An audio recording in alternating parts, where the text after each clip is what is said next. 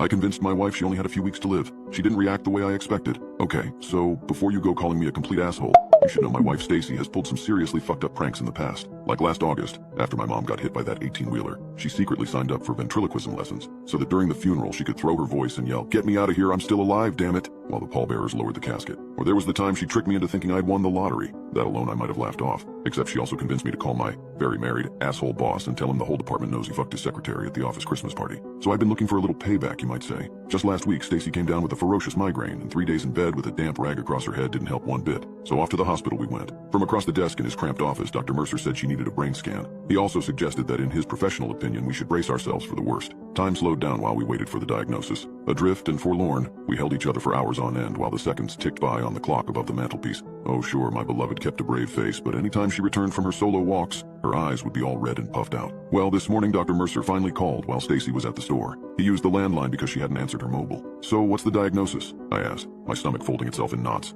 Again and again he insisted he couldn't discuss the case with anyone besides the patient, although 10 minutes of groveling wore him down. He sighed, lowered his voice, then said he had a hunch Stacy and I would have cause for celebration this Valentine's Day. All joy seeped back into the world. I thanked the doc a million times before collapsing into the chair, an idea for a prank already blooming in my mind. And boy, was it a doozy. At the lounge table I rubbed my eyes until they turned all bloodshot, and then practiced my sullen face. Soon I heard little Miss Loves to Prank come through the front door, kick off her shoes and shuffle along the hall. As she stepped into the room I looked up without saying a single word. A hand shot up over her mouth. I swallowed a gulp. Then in a thin, weak voice I said, "Dr. Mercer called. Is it bad?" Rather than answer, I simply pretended to sob into my hands. Stacy didn't burst into tears or scream, nor did she collapse on the floor. Instead, she let out a deep sigh.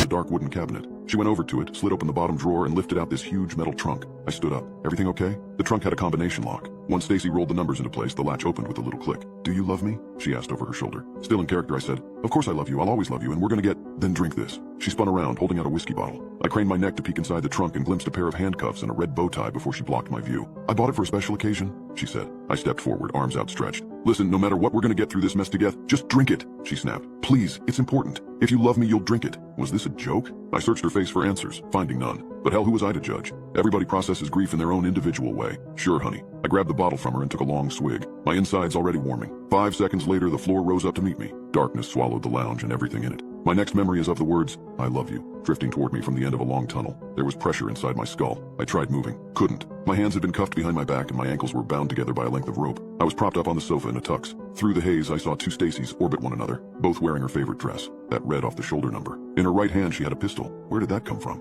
Her voice echoed on and on as she told me she'd prepared for this day years ago, that she couldn't bear the thought of me carrying on without her and starting a new family. Although I dipped in and out of consciousness, the words, "We have to go together," kept stinging my ears.